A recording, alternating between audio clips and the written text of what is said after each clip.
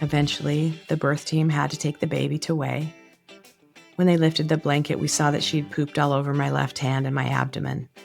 I had a little cup of meconium on my palm. This was parenting lesson number 2. Laugh when life hands you poop. Welcome to the Birth Education Center podcast, hosted by myself, Care Messer, an entrepreneur, birth educator, and doula. My team and I want to help you discover your options in birth and postpartum, how to find your voice, and how to use that voice to navigate our maternal healthcare system. You and your baby are not just a number. This information includes doulas too. Now let's get started. Hey everyone, welcome back to the third part of Joe and Angel's birth story. I decided to release the written part of their birth story as a bonus episode so you can flow right from part 2 into part 3. So here we go. Our birth story. On a Sunday evening at home, I birthed a baby, and the baby birthed me. It was a Sunday morning, a day after my due date. My partner noticed that I was bleeding before I did because he saw the blood in the bathroom. I faintly remember feeling mild cramps when I was half asleep. I freaked out, not knowing, 1, what bleeding meant for my pregnancy, 2, how much blood would be considered normal. So I reached out to my best friend Kyle, who was in Amsterdam at the time, for emotional support. Coincidentally, Kyle was hanging out with her friend who was a midwife. I took a photo of my underwear, with consent, and sent it to them. Kyle's friend was like, "Oh yeah, this is totally normal. Just relax." Meanwhile, my partner texted my midwife, who corroborated with what Kyle's friend said, and told my partner that I could be giving birth in a matter of days or weeks. It marked the longest end of this waiting game of pregnancy. Still, the presence of these midwives comforted me. I knew no matter what was happening, I was supported. Whether the birth would launch into suns or minutes, we were going to eat. My partner made me a breakfast croissant sandwich. There were 3 eggs for the choline, a couple of strips of bacon, thin slices of tomato, and a bit of Kewpie mayo, just what I was craving. Not only did he make me breakfast, he started preparing food for the days to come, even accounting for feeding the birth team whenever they would be here. I stared at my partner, who had just gone to the farmer's market and the grocery store. He said tonight we would have surf and turf for dinner, with sides of roasted vegetables and mashed potatoes. Then he opened the fridge to proudly show me 2 rotisserie chickens snuggled in next to each other. From my point of view, it was clear that my partner was swirling in frantic air. I asked him, "What are you going to do next?" He said, "I need to go to Whole Foods to get this other thing for dinner. We need a lot of food. The birthing team will be hungry." When he said this, I felt the urge to get off the counter stool to stand. My arms stretched in front of me so that my back would curve and make more room between the vertebrae. My body moved before my mind registered a feeling of quiet soreness in my lower back. Something akin to a period cramp when I used to have one. The strength of the sensation took my attention away from the breakfast sandwich. I said to him, "Babe, I need you to stop going grocery shopping. I'm pretty sure I'm in labor." What happened after was a kaleidoscopic blur. When the surges were 15 minutes apart, I would steal in the in-between moments for rest and comfort in the coziness of our bedroom. 432 hertz music from a playlist curated by my dear friends spilled through the speakers. Soon, perhaps a bit too soon, the surges became 10 minutes apart, 5 minutes apart. Then the sensations stopped going away, but they would rhythmically crescendo and fall to a low groan. Birth was catharsis epitomized. At each surge, I released through guttural moans. When the sensation crested, my fingers dug into my partner's arm. A part of me wanted him to feel the intensity of what I was feeling, as if to say, "Look, you did this to me, and it's not fair that you don't have to feel a thing." Looking back, it was probably best to keep my mind clear and my body relaxed to fully receive the surges. Ego had no place in this process. I was no longer in control. My body was but a vessel that channeled the primordial force of labor. The waters in my body moved like waves crashing through the shore. In an instant, birth, death, self, universe. All is connected, all is one. Around dusk, my birth worker Elodie arrived. The room was dim except for the glow of fire at the end of an igniter in Elodie's hand. She swiftly circled a cup with the igniter and placed it on my lower back. Warmth swept through my skin. A moment of relief followed by another incoming contraction. The music turned from soothing a cappella to a passionate, determined drumming circle. It felt like a team of spirits and guides were in the room with us. 1 cup, 2 cups, 3 cups, and then plop. Each one popped off. Elodie pressed her soft hands against my back, kneading into the muscles with care. At some point, we got instructions from my midwife to get into the peanut ball position. I lugged my loud body into the first pose, side-lying with my legs bent, fitting a peanut ball between my legs. 30 minutes later, I would switch sides. But before the timer went off, the surges picked up so much that I told Elodie I was done with the ball. I just wanted to lay in bed and relax. She affirmed me, listen to your body. From this point on, I do not remember labor in a linear fashion. I can recall snippets of what happened, but have no idea when they happened. It's important to empty the bowel during labor because any additional storage there could slow it down. So Elodie regularly took me to the bathroom. As soon as I sat down on the toilet, the contraction increased tenfold. My entire pelvic floor pushed down like the earth's gravity centered at the toilet bowl. I felt something gushing out of me, but it wasn't pee. I was feeling too weak to see, but I heard Elodie telling my partner it was blood, and she took a photo, which I assumed she sent to my midwife, Heather. When I was around 5 months pregnant, my partner and I took a birth course with Care Messer from the Birth Education Center. 1 week, Care instructed the birthing person to practice pooping only when it felt absolutely imminent. She reasoned that the specific sensation of feeling like you were about to shit your pants likened that of pushing. Like a dutiful student, I spent the following weeks paying attention to the urgency of my bowel movement, waiting until that critical moment before I hurried to the toilet. I thought, this was easy. I barely have to do anything to push. Poop just slid out of me. Birth would not be that bad. For those of you who have given birth before, you'd know my surprise when my body wanted to push on that Sunday at home. Pushing during labor was nothing like pushing poop out when poop is already at the door.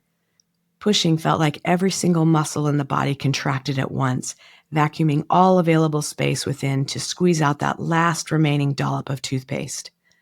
As I was squeezing the life force out of me, Elodie reminded me, it's too early to push. Slow down. Let's wait until Heather's here to push. I was frustrated. It's as if I had any control over my body. When Heather and her team arrived, it was dark outside. My consciousness was warped.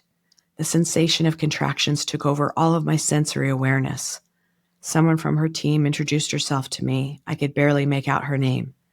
I muttered, "Thank you," and closed my eyes and focused on breathing deep and slow. As the birth team prepared the tub for me, I was laboring in bed, regularly changing positions to assist the progress. Sometimes I was laying on my side. Sometimes I was squatting down while grabbing onto the rebozo that was hanging down from the door frame. Whatever position I was in, I remember feeling reluctant to change the poses. It took a contraction or two to settle into a new pose, so to move again required additional strength that I felt like I didn't have.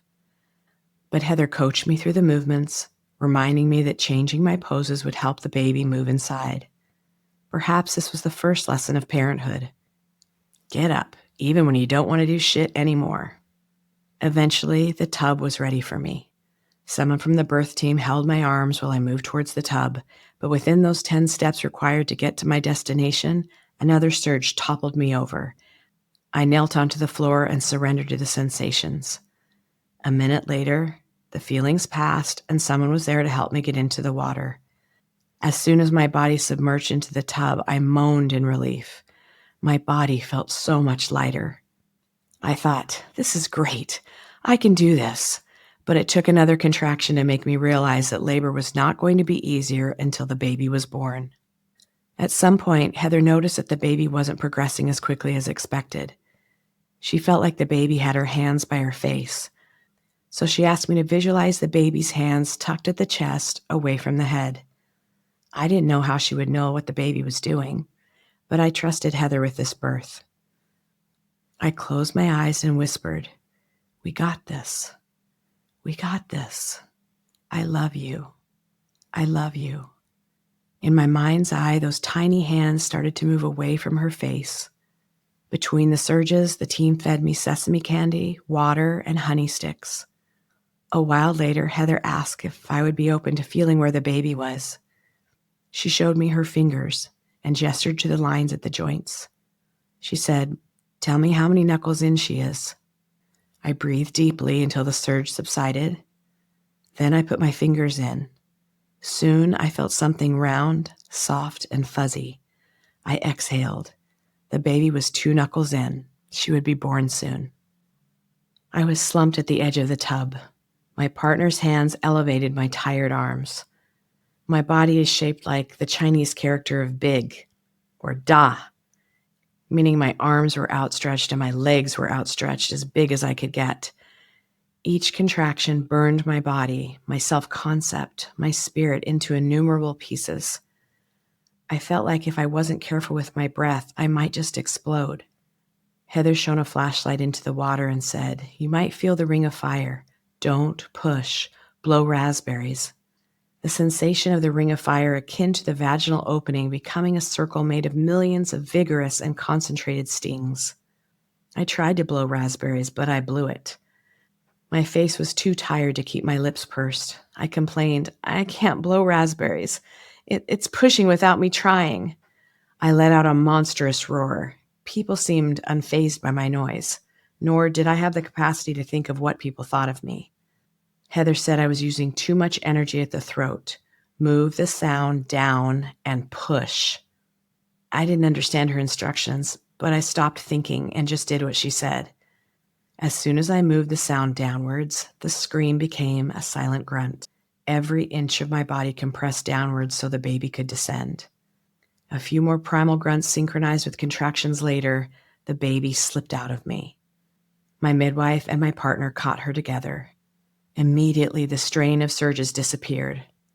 From this moment, a whole new world of roles emerged. A mother, a pom-pom, a parent, a birthing person, an elder in training, an ancestor in the making. They handed the baby to me, urging me to keep her close to me because the umbilical cord appeared to be short. I held her in shock, forgetting all the first words I'd planned to say to her when she would arrive. The team helped me get out of the tub, ensuring that my newborn baby wouldn't slip out of my hands, urging me to hold my head up so I would not pass out. Back in bed, I felt like Big Bird after a rough night out. My hair entangled and strawy like a bird's nest, my body limp, my belly squishy, my pelvis sore.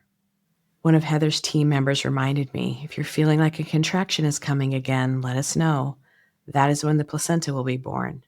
She wasn't able to finish the sentence and I was feeling a cramp coming through. "It's happening now. I'm having the cramp now." The lower body muscles pushed intuitively. Along with the sensation of taking the most dazzling shit ever was a large and warm and slick placenta being born. "Wow, that was pleasurable," I tiredly chuckled. My left hand cupped my baby's little booty and my right hand supporting her head. I stayed like this for a while, even when Heather was stitching me up from the tear. Eventually, the birth team had to take the baby to weigh. When they lifted the blanket, we saw that she'd pooped all over my left hand and my abdomen. I had a little cup of meconium on my palm. This was parenting lesson number 2. Laugh when life hands you poop. Birth had me confused. Did I just win the greatest prize? Or did I lose my final battle? On one hand, I survived a seismic life event, and now I'm blessed with this little being. On the other, I was suddenly unrecognizable to myself. Birth came with a colossal responsibility as a parent, and I was too exhausted to know if I was up for the task. When I was in elementary school, my mom treated me to a David Copperfield show. I was, and still am, afraid of loud noises and crowded spaces. So I spent most of the show covering my eyes and ears with these hands that were too small. While I didn't see most of the show, I remember the final act featured David Copperfield on stage narrating a video taped at the Great Wall of China. Through some extraordinary powers, he walked through the Great Wall of China. Not through the length of the wall, but through the cross-section of a part of the Great Wall. Copperfield was on a set of stairs, standing against one side of the wall. He leaned forward to feel the wall as if to whisper a spell, then took a step towards it. The wall appeared to then promptly swallow Copperfield. On the other side of the wall, 2 crew members held a piece of fabric, each with an arm behind it to create a sort of Muppet that looked like a man, presumably Copperfield, stretching out and towards the exit. In moments, Copperfield reappeared on the other side as if he was just born out of the concrete. Now, this part might not be true due to the fallibility of my memory, but I remember he mentioned that the doctors had examined him during this life-defying feat and concluded that Copperfield's heart paused briefly in order to travel through the Great Wall. The audience gasped. Copperfield delivered magic again. If you watch this video, you'll see that Copperfield's magic trick is really just a trick. But birth, I'm speaking for my birth, was like performing that kind of impossible trick with all the ordinary parts of me. I'd imagine the duration of the labor was like the moments, if it at all happened, Copperfield spent between the concrete walls, compressed and existential. At times, I didn't know if I could go on anymore. A day later, I felt like I was hit by a truck. My voice coarse like Bruce Springsteen on the last day of the Born in the USA tour. When I got up to pee, my knees felt crispy and thin. I inched towards the toilet with my back hunched over and my hands hugging my pelvis, which felt like it was falling out. Even though I didn't want to admit it in the moment, my body had aged 1,000 years overnight. My nipple, just one of them, callous and inflamed after a night of being repeatedly suckled. The other looked like Mount Fuji, with a divot in the middle, asleep. I would find out later that this particular breast never woke up, as it produced no more than a few drops of milk in spite of regular pumping and nursing. I will share more of my breastfeeding journey in another post. While this recollection of my birth may sound sobering, my experience now as I'm 3 months postpartum is one full of gratitude, stillness, and love. When my baby smiles, nothing else in the world matters. I often said that my spiritual practice was one that demanded the heart to be stretched, to widen its capacity to be with the vast range of joys and sorrow in this life. Based on this perspective, birth is a spiritual practice too. Thank you for listening to my birth story. Please note that everyone's birth story is different. If you're expecting a baby right now, please view my story as merely as a reference, not a guide. Thank you, Angel. And we'll see everybody next week. Thanks for joining us today. And remember, it's your body, your choice, and finding your voice is your power. Be sure to subscribe to our YouTube channel, follow us in all the places, and go to BirthEducationCenter.com for our blog and more online education classes. And we'll see you next week.